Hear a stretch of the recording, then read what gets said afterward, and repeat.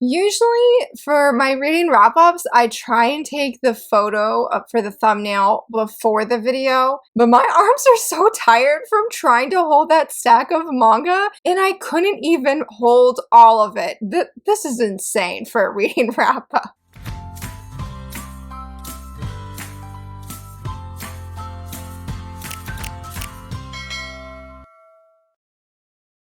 Hello friends, happy Friday. Please don't mind the fatigue here or my red neck, all the books hitting it, and I'm just like, next time, if I ever hold this much for a reading wrap up, I'm gonna do the thumbnail at the end of the video and not first. Like, I can't believe I just got a workout in and I didn't even plan or anticipate it. But enough rambling about sore arms. It was an excellent month of reading last month, and I just want to say a huge shout out and thank you to every single person who voted in my shoujo event during, let's see, it was May. Thank you guys so much. June was an incredible month of reading. I honestly think I loved everything that I read. New favorites I have discovered, new favorites I've rediscovered. It was so wonderful, and I am so glad that so many people enjoyed voting. Please stay tuned for it next year, and don't forget about the 25 days of shoujo manga, where you can put in your recommendations of manga, shoujo manga specifically, that you want to see me read next summer. All right, let's talk about what I read this past month, or last month I mean. I read 54 manga titles. 2 out of the 54 reads were digital only, and oh my goodness, we'll talk about the first one, which I recently just did in a Top 5 Wednesday video, and that was Books Set by the Ocean, if you'd like to check it out. It was I think the only digital manga that I featured during that video, and that is Serenade of the Pirate King. This was a really nice, fluffy pirate romance. I enjoyed it. It was pretty quick. Wish it would have been a little bit longer, but I really enjoyed my time with it and enjoyed the characters. I really liked the pirate. He was very dashing, and I just liked the low-key conflict that was happening. It wasn't too much turmoil or too much angst. Everything was like the perfect blend, and like with danger, the romance, which was really great, and the art itself was absolutely stunning, especially the attention to the details of the pirate ships.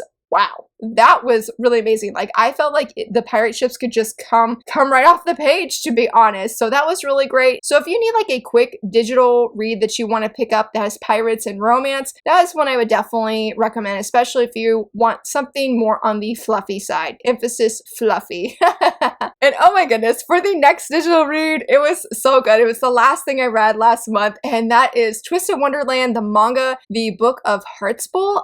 I don't know how to say it, okay? I'm sorry, I do apologize, but it is so good. I read volume 1, absolutely loved it. Definitely have a video review coming next Friday. Highly recommend it, especially if you are a fan of the game, or if you haven't even played the game. The characters, the art, everything, the story. I mean, if you've played the game, I definitely feel like it is very faithful adaptation of the game, like the manga itself. If you haven't played it, I feel like this is a really quirky, fun fantasy story with just absolutely wonderful characters. I really like the main character, Yu, who is a new addition compared to me playing the game. He is phenomenal. He fits right in with these quirky guys. I love everybody. I love everybody, but the cameos of my favorite character were like the all-time best. There's only like 3 or 4 panels of them, but I squealed. I am not even gonna lie. I squealed so much. It still makes me really happy because he's one of my favorite best boys. I love him. He can do no wrong. Yes, I will stop my rambles there. I highly, highly recommend checking out. Again, whether you've played the game or you haven't, it is so beautiful. The art is just everything. I mean, the way that you feel the tension and the flames of certain events and just the humor of the characters and their personalities, everything just leaps off page, and I cannot wait to physically hold this manga in my hands. It wasn't one of my most anticipated reads at the beginning of the year because I hadn't played the game yet, but then once I heard that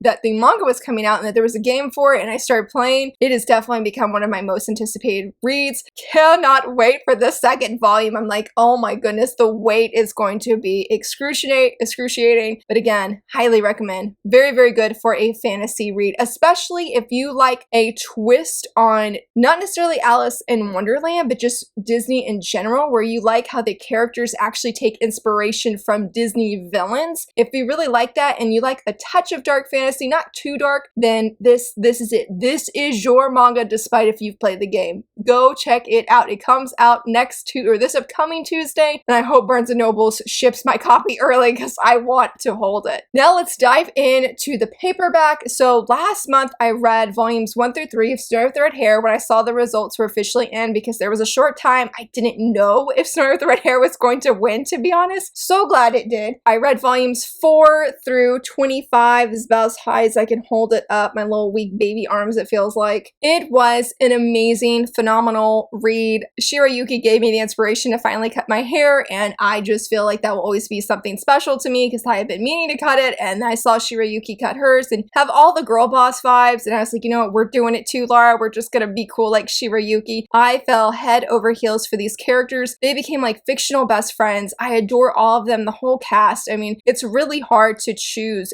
just an all-time favorite from this series because they all become honestly best friends, and that's really what I felt like when I finished this series. I'm so bummed the series is on hiatus right now. I hope that it comes back, but I really hope that the manga creator, that she recovers and just things smooth out her life and just good things for her, because that's definitely ultimately more important, I mean. But should and when she comes back, I will be an eager reader who just wants more adventures with these characters, because I never thought that and I shared this in my video review if you like to check it out, so I won't ramble too much about this, but I never expected that the romance, it's a romantic fantasy, but the romance definitely takes a little bit of a backseat, where we see these Zen and Shirayuki really grow as an individual. It has been so satisfying and very rewarding. It was a very emotional experience, but like good emotions, like the characters, just seeing them grow as individuals was so beautiful and so very wonderful. I honestly, I mean, it doesn't matter what arc we're in, I felt like I loved every arc. There are a few places that are a little bit darker than I expected, so those were a little bit too much for me at times. I don't have the cover. It's at the bottom of my stack. I'm not lifting it again. But yes, there were a few places that are a little bit darker, nothing gruesome or anything like that, but I was like, oh, we've never had really any blood on page, but I'm like, this is a lot. We've got some sword fighting going on right now, but those characters were great too. Highly recommend it if you're looking for like a low-key political fantasy, like the politics are really on the low end, and just where the characters feel, like I said before, like they become your best friends, and you just hang out with them as they grow as individuals and just have these wonderful adventures. You're gonna fall in love with everybody, because everybody is just purely amazing in this series. Definitely became in some of my ultimate favorite shoujo manga, and I look forward to the time where I can go back and reread this series. I feel like it's going to be like Kimi Todoke for me, where I can just randomly pick up a volume and just dive back in and just feel right at home with them, because there were times after I finished the series that I did exactly that and absolutely loved it. But I can't wait to start from volume 1, work my way back to volume, was it 24, 23, and looking forward to just more volumes being released when the time comes. Oh my goodness, this is like my dumpster shoujo manga, dumpster fire shoujo manga, and it is a dumpster fire. I read volume 3 of No Longer Heroine. There's a few decisions that have been made that have me like, I really don't know what I should be cheering for here, because the characters are getting worse, but like I love it at the same time, and I feel really bad for saying that. It's just, there were some developments that had me excited, but also had me like, I feel like I shouldn't be excited because of what's just happening, but it's so good. Our main girl is hilarious. At the end of volume 2, she was like, okay, I'm going to be a good heroine, and that goes out the window once they go on this camping trip like her class does. This girl starts busting moves on her man. Well, he's not really her man, and I can't, Rita, and Hattori's like, you know, we need to stop this. That's what she's telling the girlfriend. The girlfriend just so chill is not the right word, and laid back is not the right word, but I agree with Hattori, like, girl, you need to step in and stand up and say, I am Rita's girlfriend and need a backup. Like, I'm with Hattori. I totally feel that she was 100% right on that. Do I agree with all of her decisions? No, which has been a common theme for me, but I still really love this manga. It's very good. If you're looking for something that's a hot mess with all of the characters, and this guy seems to be really the only smart, reasonable character despite his playboy persona, then this is one I would check out. Just brace yourself. I mean, there's so much humor and just dumpster fire, and it's just good. It's just good, and I'm here for it, and I can't wait to see what happens in volume 4. This was an unexpected read. and I don't remember what video, if I featured it. I think I did feature it in a top 5 Wednesday video last month, but I was like, okay, I'm gonna do this manga, and then I sat down in front of my bookshelf and I reread the whole thing, and that is We Swore to Meet in the Next Life, and that's when things got weird. I read volumes 1, volume 2, and volume 3. I love this series just as much as the first time that I've read it. It is so beautiful and wholesome and very sweet. The age gap is done so incredibly well, and I love it. Though this time with the ending, with the epilogue, like bonus chapter, it's more of a bonus chapter that we get at the end of their previous life. I decided not to read that one because last time I read it, I cried really hard because it was so moving. I mean, it's sad, yes, but it's very heartfelt and just pulls at your heartstrings. I love these characters, and seeing them finally get the happily ever after that they have been longing for was so moving, and I'm just like, the characters are so sweet. I adore it. I highly recommend it if you're looking for a short, I believe this is a josei series, only 3 volumes. Glad that I just randomly took the time last month to decide to check it out, or to reread it, I mean, because it's wonderful. Highly recommend. Unfortunately, I'm filming this video before July 5th, so I don't know my thoughts on it, but I read volumes 1 through 3 of My Happy Marriage, and like I said, I'm filming this before July 5th, so I don't know what I thought of the anime, but I hopefully have really enjoyed it, and hopefully it has been really good, and that hopefully everybody that's a fan of this manga has really enjoyed it. This is a moving heart-wrecker of a series, but like in the best kind of ways. Like, hope just remains so strong in this series, and that love is just a beautiful and powerful thing. I'm hesitant to say I enjoyed reading it, and I expanded more on that in this video review last month, because it is just so hard seeing our main girl go through the pain and the abuse that she has gone through. But seeing this young man in her life, or this man I should say, and how he has helped her to see that she herself has value is so very, very powerful. I don't feel this is a boy saves girl kind of love story. I feel like he does save her from a horrible situation, at least twice, especially when it comes to this 3rd volume. But he really just helps her to see that she's loved, and that people enjoy being around her, and that they genuinely care for her as a human and individual. Have your tissues ready, and the covers are absolutely stunning. I am very curious what happens in volume 4, and definitely want to keep reading because it is a emotional investment, but like a good emotional investment. Seeing just these characters just grow, and the romance is so good. It is so good. Like, that's definitely one thing I'm super anticipating in the anime, and hope that it just shines on screen just the same way it did on page. Hopefully, guys, the anime is really good, and minus the anime, just talking about the manga, I would definitely recommend checking out the manga. The art's gorgeous, and I like how it has this light fantasy overtone, and I feel like we're getting more answers about the fantasy aspect of the story, and I think where the direction of the series is going, that there's going to be a lot more fantasy. I'm hoping things don't get too dangerous. I'm hoping things don't get too dangerous, because I just like, our couple just needs to enjoy being a couple, and they just need to have some happiness together in their life. Like, that is what I am anticipating and hoping for them.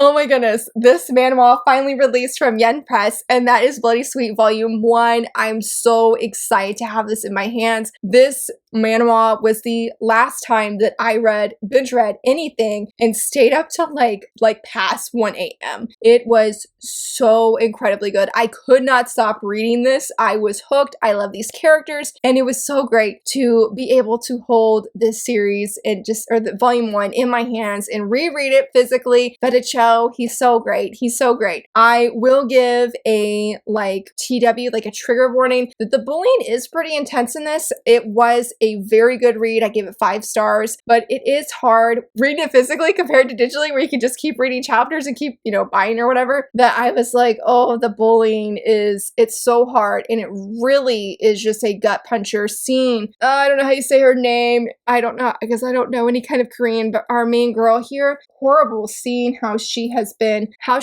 treated, and seeing her not necessarily find a romance, especially in this first volume, but starting to see that she does have value, and that people want her here. Like, they despite the bullying that she has endured, not everybody feels like she just needs to walk off the side of the earth, so to speak. No, she needs to be here. And I love Feticho because not only is he really, really funny, but he really helps establish to her that he wants her here, not just because of this weird contract master-servant kind of relationship that they now have, but because her as an individual, he wants her to be on this earth and be able to see her grow. And it's so good. It's so good. And I will say, if you have read this digitally and you're curious, like, well, is there anything extra? There is a really fun afterwards, and there's a little bit of a gender bent comic that was really, really funny. You also get some of these bonus full color pages. Trying to find one. Like, here we go. You get bonus pages like this that's really nice and has a glow up, and we have her. And I wish I could say her name, but I love her as a main heroine. She's so strong and my heart just aches for her, and I know good things are coming because it doesn't really end on a sad. No, well, it does and it doesn't. There's a lot of complicated things, but it's really funny. Highly recommend, and we'll be getting volume 2 and so excited to read the second volume. The next big read that I read after that was QQ Sweeper volumes 1 through 3 and Queen's Quality volumes 1 through 17, which is, I did a review of this one as well. It is the second video I've ever filmed or posted where I cried in the video. You can watch the video here. This was a unforgettable and moving story, very life-changing, and just really feel a shift has happened in me even since I read the story, looking at things differently, looking at myself differently. It was so beautiful, and there's not enough good things, great things I could say about this story. Fumi is an incredible girl boss and just very inspiring. Definitely one of my favorite shoujo heroines who has personally challenged me to clean my mind, so to speak, and not dwell on negativity that may fester in my brain, leading me to spiral. Again, it's just a very life-changing story that I would highly recommend. It does have fun parts. I know that I said in that video, this series is probably not a favorite per se compared to, say, like Haikyuu, which is really fun and upbeat, though I have cried reading that as well. But I beg to differ since thinking on it and, actually getting sleep, because I was very sleep deprived that video, that yes, it is one of my favorite series. It may not be one that I reread often, but I just feel like those characters have just stuck with me or stuck in me in a wonderful way that I want them to remind me and inspire me and encourage me with their personal journeys that they took in this story. And I'm so thankful that it won in the shoujo event, or was one of the titles that won, because Queen's Quality, Story with the Red Hair, and My Happy Marriage were the 3 ultimate winners. Each one just totally touched me. I think I cried at each of them for different reasons, though. All 3 were great reads, and Queen's Quality probably was the one that did the home run because I sobbed on 2 different occasions, especially in volume 17. Man, it is heart-wrenching, and I was a hot mess like after I read it, but it's so good and highly recommend. I was so excited I was able to read this before the month ended because I was a little bit nervous that I wouldn't be able to, and that is volume 2 of The Eccentric Doctor of the Moonflower Kingdom. I loved volume 1. This series was not high on my radar, but I decided to check it out on a whim. I loved volume 2 more than volume 1. Kyoyo, our main girl, is hilarious. This volume was even more hilarious, so there are some more higher stakes that are involved, and we're getting a little bit more into the politics of things, but the way that she just views muscles and just the way that she just says things, like, she has no tact at all,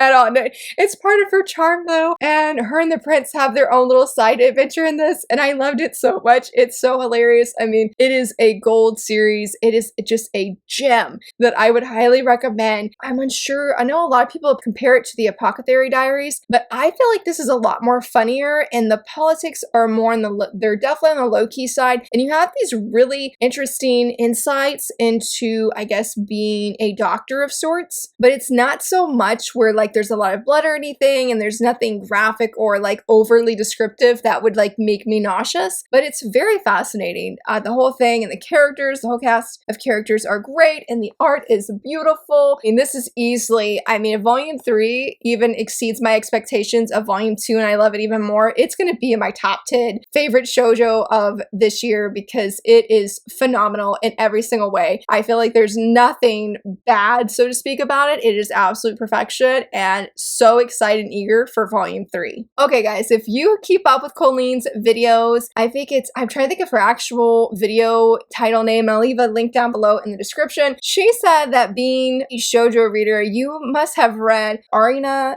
Tanemura's works. And I was like, well, I have not read any of her works. I had wanted to, but I hadn't actually yet. But then the latest video of the ABCs of shoujo that I filmed over on Beneath the Tangles, I did the letter I, and I'll leave a link here if you want to check it out. I got to read my very first work by her, and that was Ion. And this was so good. I am a little bit disappointed in myself in the sense that I came in thinking that this story was going to be very dated, and I probably wouldn't really enjoy it outside of the gorgeous and stunning art. Shame on me for ever thinking that, because this story maybe was a tad dated, but not really, I felt like, at least not much. And I loved it. It was so fun. The romance was so very good. I've actually been really conflicted about getting my own physical copy since this is a library copy, and I know it's on the Viz Media app, but I really just enjoyed my time reading this. It's a really great story, and I would highly recommend. It's only a one-shot. Our main girl, or Ion, I should say, she is so fun. Like, she's very klutzy. She may not seem like the brightest, but she has such a bright outlook on life, and she's very positive, and just everything happening with the romance was just so sweet, and I love the ending. I really, really did, and I'm like, I am so looking forward to more of her work because I need more. I mean, the art style itself makes me want to read it, but just her storytelling is very engaging, very funny, but it has a lot of heart to it as well. And it was just a great introduction to this manga's work, and can't wait to read more. And coming in for my last read of this month, which I actually did a buddy read with my friend Ashley, is volume 3 of the Remarried Empress, and it was so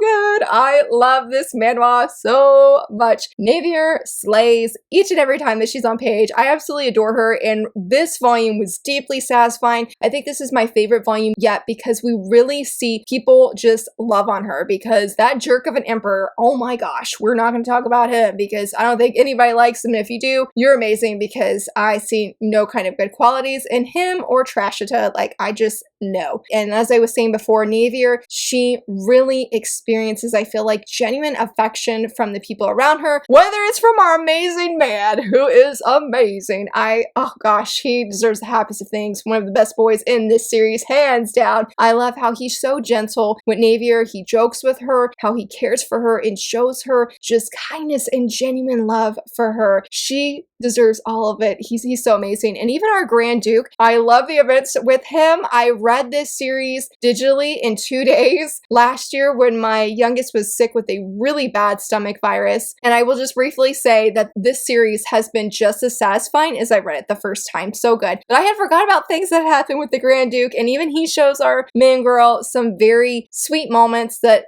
just show again that people care for her and that they love her. That was just the highlight for me personally, is seeing her be able to really experience genuine affection from those around her, whether it was a romantic or whether it was friendship, or it was just genuine affection and care from her ladies in waiting. And can we just say that Navier needs to listen to Laura, like not me, but her lady in waiting. She's the one that has the orange hair, because that girl be saying facts. So I'm like, Navier, you need to listen to her because she's saying what we're all thinking. Like, please listen to her. So it was great. The artwork continues to be beautiful. There were a few heart-wrenching moments. I'm like, oh my gosh, I'm like, I know it's gonna happen, but at the same time, like, what is gonna happen next? It's so good, and so glad I was able to buddy read this with my friend Ashley, because we had a great time reading it together, spamming her pictures, because when you see the first opening page, oh my goodness, my heart felt so full seeing this. I was like, they're so beautiful. They're so lovely. Highly recommend it. Continues to be one of my favorite manhwa. Just this series is everything. And that, my friends, wraps wraps up all of the manga and manhwa that I read last month. Like, it was such a great month of reading. Many favorites, continued favorites, new favorites, all of the favorites. It was so great, and I would love to hear from you, friends. What are some manga or books that you read last month? What was maybe your favorite? I don't know what my favorite is. I think I decided to go with Snow with the Red Hair, but Eccentric Doctor was a really close one that I'm really struggling about who is my favorite. So if you enjoyed this video though, please give it a thumbs up and subscribe, and thank you so much for watching. Bye!